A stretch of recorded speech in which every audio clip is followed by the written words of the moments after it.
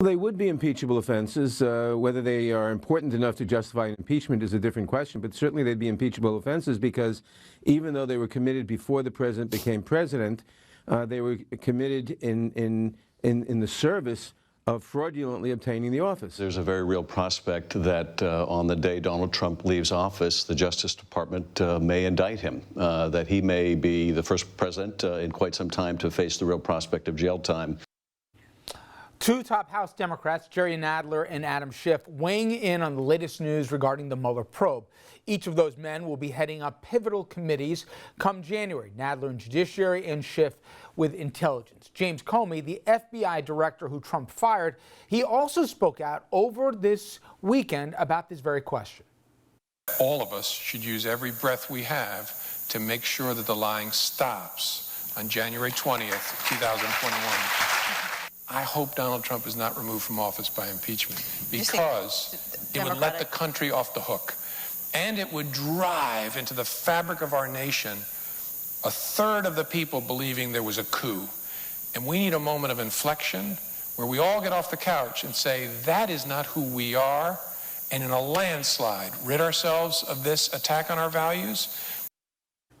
Well, joining us now to discuss all of that and more, Congressman David Cicilline, Democrat from Rhode Island. He also serves on the Judiciary and Foreign Affairs Committee, and also he'll have a large role in figuring out both leadership as well as also policy issues for the party. Congressman, thank you for the time. My pleasure. Okay, so help navigate. We heard Jerry Nadler say, all right, they may be impeachable offenses, but they may not rise to the standard here to have an impeachment proceeding. You know that old line about how do you know pornography? I know it when I see it. Is that where you guys are going to have to be at the delivery of the Mueller report when it finally comes out to make that decision? Or is there a bright line when you have to decide whether or not the President of the United States not only committed impeachable offenses, but impeachment should be on the table as proceedings in the House? Well, I think most of us understand that the 2 or 3 filings that were made on Friday gave us a real window into the status of the Mueller investigation and the related criminal investigations. I think the U.S. District Court for the Southern District of New York included in its pleadings information that the president directed the commission of 2 felonies. Obviously very serious conduct. There continues to be evidence which develops almost every day about a relationship between members of the Trump campaign and Russian operatives engaged in an effort to help President Trump become president of the United States. These are bombshells. These are very serious allegations. I think what's important right now is that we have to await the final report from the special counsel.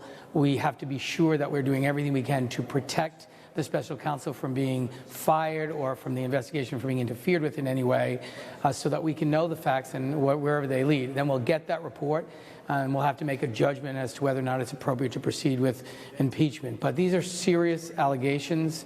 There, I think, is substantial evidence of an effort to impede or obstruct the investigation. All of that will be in the special counsel's report. And I think it's important for us to await that report and then make a determination. If those facts warrant removal from office, we're duty-bound to begin that proceeding. If they do not, then we're duty-bound not to. But we really do have to await that report, in my view. Understood. We played the soundbite that you heard from Jim Comey, and he said his preference would be, let's decide this at the ballot box because of how stratified we are as a country.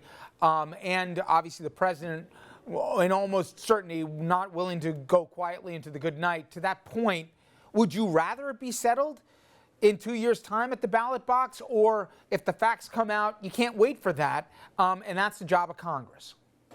Well, I think that's our responsibility. If the report presented by the special counsel warrants removal from office, we have no option. We must proceed in that way. If, on the other hand, it does not, then I think we'll beat the president at the ballot box. But I think we have to await the findings of the special counsel, and that will really dictate what Congress's next step should be. I'm hoping that this will be done in a bipartisan way, because obviously removing a president from office is a very serious undertaking, and I think the only time that there's any suggestion that can be successful is that it is both the expression of the sentiment of the American people, and it's reflected in a bipartisan way in Congress. So let's hope everyone takes this report and its contents seriously, and that we'll all do what duty requires when we read that report. I think the action will be very obvious to all of us. Fair enough. We'll wait for the report, but one last question, and I won't ask you to name names. Republicans, folks on the other side of the aisle, when C-SPAN's not on, you're in the cloakroom, how concerned, given Friday's developments, are they, from what you've heard, are you more or less on the same page that if the report turns out the way that many do, that this would be devastating not just for this president, but also for basically this country?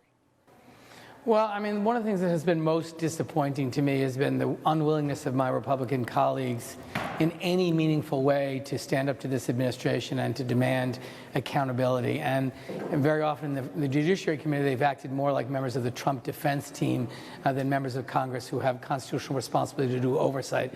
So I'm concerned. There's not been a lot of evidence of the Republican members of the House willing to take on this president and stand up for the core values of our country, and instead they have tried, I think in many ways, to cover up for him or to at least excuse his behavior.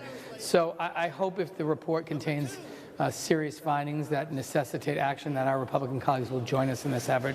They have a lot of making up to do in my view, but I hope they do, because it will be important for the country that this be done in a bipartisan way. You sit on the Foreign Policy Committee. The one thing from a mosaic that seems to stand out, I'm wondering if you share the same concern, is Jared Kushner. He holds many titles, unofficial though many may be, but his dealings with MBS as it relates to the Saudis and also trying to secure back-channel conversations with the Russians. Are you concerned some of the decisions to act with not exactly unsavory characters here? Are you concerned that he has both an outsized role, and we're not entirely clear what the agendas at play are as it relates with both the Saudis and the Russians? Considerably. Look, we have a president who has shown a real fondness for authoritarian governments, for thuggish leaders around the world, and at the same time he's criticized our relationships with important NATO allies. I think the president's response to the conclusions of the CIA, that with high confidence they believe that the Crown Prince was aware or in fact directed the murder of journalist Khashoggi, is deeply disturbing. It undermines our moral leadership in the world, and we need to have foreign policy that is consistent with our values.